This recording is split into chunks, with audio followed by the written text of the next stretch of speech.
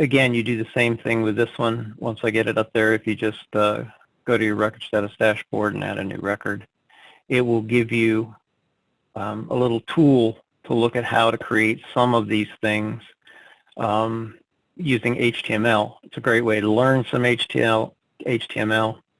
Some of these things that it shows here, you no longer need to use HTML because we now have the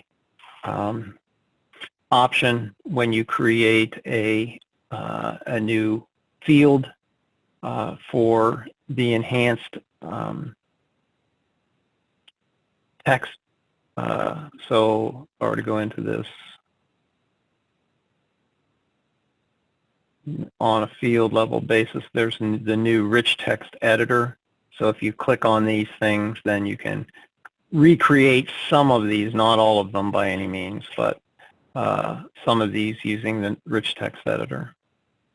So scroll through these and it gives you a little tutorial on how to do HTML, which I really liked.